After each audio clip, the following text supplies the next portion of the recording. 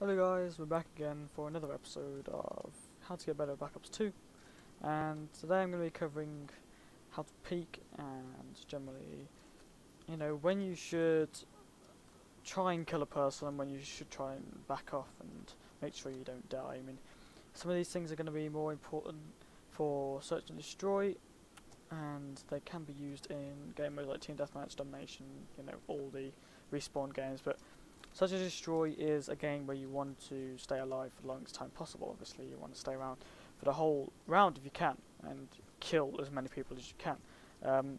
I always think that killing one person in the Search and Destroy rounds, that's evening the boards, but killing two people is, what you really want to aim for, because killing one person isn't really doing much if you're going to die yourself.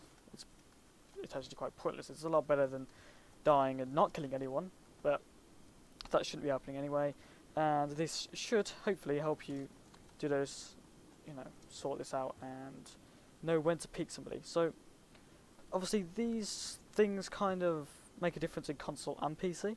They do take into account that I will be talking about leaning at some points, which is this. Probably easier if I do it here. Leaning like this. That's a normal stance. That's lean to the right. That's normal stance, that's lean to the left.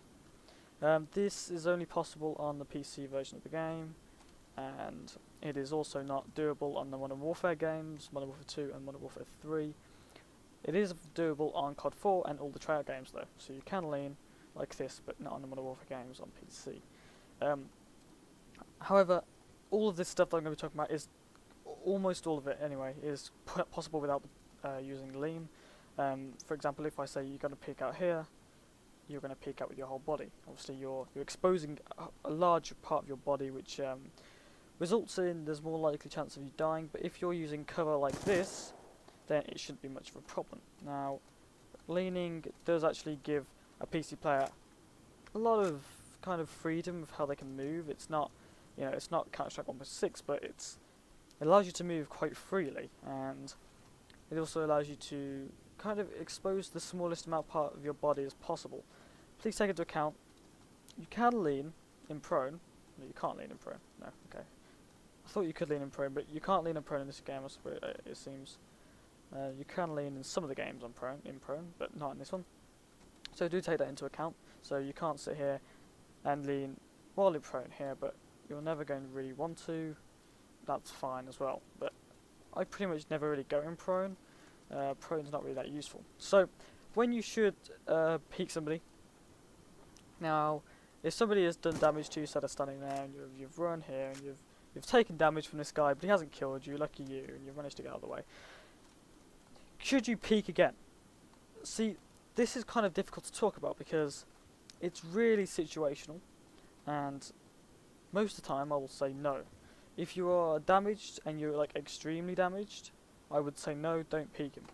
What you should do is either kind of get into a better position, such as like here, or even here. It's probably the best position you can get into. Or, back off a little bit and maybe get yourself into a better position. Or even just run away completely and go over here. And you can still kind of peek it from this. This is actually kind of a good example of where it's better without the peek. Unless you do it like that, I suppose. But yeah, so, or you can run away. Now, I am a very aggressive type of player, and I most of the time would have, if somebody had shot me there, I would have either stood here, peek, and kind of just clipped him like that, or I would have gone up here and sprayed through the wall. Now, obviously spraying through the wall is something completely different, and we'll talk through that in a different video of when you should actually do it, but as you can see the bullet holes go here, and he was standing here, so, he might have moved him, might have actually killed him, so that's one possibility. Now, if you're more of a passive player, especially if you're you're an AK long player, or how do I say that in normal? If you're using an assault rifle, you could sit here and peek this direction, or you kind of use a longer range. Especially if that guy's an SMG, you've got to use your gun to its advantages. If you're a sniper, then you shouldn't be in 5-yard engagements anyway, really, and if you are, then you should have your pistol out. I don't have one, but yeah, there we go. As an SMG player, I would always say try and stay close to your target, because if you've got low health and they haven't, and you're both SMG players, he'll win at any range, unless you can outsmart him or outpeak him. Now, you can't outpeak somebody at long range with SMG. Well, you can, but it's a lot harder. It's not as easy as you would think. So, you know, you have to kind of think of it in the situation. Is it better for me to be aggressive and try and kill this guy now, or is it better for me to be passive and wait a minute, or maybe not a minute, 10 seconds, for this guy to kind of get up the confidence to move in and then take him out? Because if he's there and I see his head there, I can quickly move and take him out. It's pretty easy. Headshots in this game aren't difficult. It's not. The hitboxes are quite nice in this game actually, and it's not going to be too difficult to kill somebody. So you could definitely use these really small angles, and you'll still be able to hit people through them. Now, there's still a few things. It's still very situational. I can never tell you the answer of yes or no unless I was standing right behind you telling you yes or no. And even then, I'd be wrong sometimes, and everybody's going to be wrong sometimes. And if nobody was ever wrong, then nobody would ever die. You know, I want to go back to the strafing thing, which I covered in lesson 1, because it can actually help you out in the situation. Say if he is in this position that he was before, he was about there, and I get a shot from him and I manage to get out of the situation, right? And I'm sitting here. Now, I said in my last episode, if you're low on health, then that person who was there, he's probably pretty sure that you're not going to peek him. And if you are, then you're going to be very careful about it. So what I like to do sometimes is do the complete opposite and just, that didn't actually end up jumping, and just kind of strafe around a corner, or just expose myself in some ridiculous way. Something that he wouldn't expect, or she wouldn't expect, whatever. You know, something ridiculous. And this is kind of put them off guard. They won't know what they're doing. They're going to have to rely on their reactions, and you know where they are, they don't know where you are, and the favour's definitely in your hands. Whether you can actually take them out, it's completely up to your skill at the time, and whether there's a decision that you make, whether it's crazy or not, is actually a good idea or not, and whether it was the best decision to make, or whether it would be better just to stick to the easy mode, which is just be passive or aggressive or run away. They're like the kind of the 3 things I like to think about. Now, as I've said, I cannot tell you the best way of doing it. I can tell you though is that as you play more of any COD or any FPS game in that manner, you'll kind of realise how people play. And I've been playing multiplayer FPS games for a very, very long time, especially Call of Duty, and I pretty much know exactly what people are going to do. And this is why I get called a wall hacker in pretty much every single game I play these days on Black Ops 2, because people don't understand how you know they're there. But the more and more you play, the simpler it will be to understand where people are, and then it's easier to expose yourself in order to kill them. For example, we've just started the round, right, and somebody was standing here and I came around this corner and he tapped me a few times like that, and he did a little bit of damage but nothing major, and I've regenerated now, and I've kind of moved up a little bit. Say I've been crouched, because let's pretend that sound is actually a thing in this game, and I've kind of moved up now. Without knowing the map, you can do a quick peek, right, and now you know the area.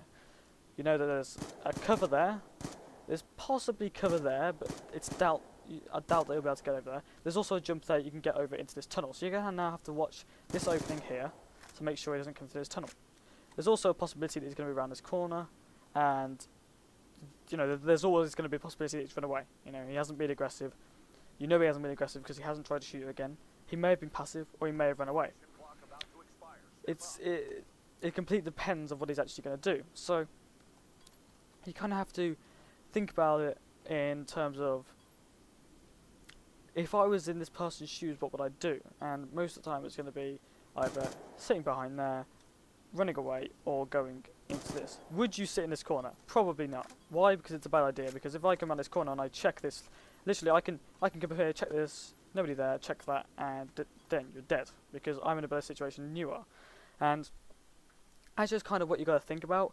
How would you play it if you're in that situation? But you've got to think about this really, really quickly, because if you think about it slowly, you're not going to get the frag, and you're probably going to die. And in a search and destroy situation, that's the game over. Maybe in some situations it'll be alright.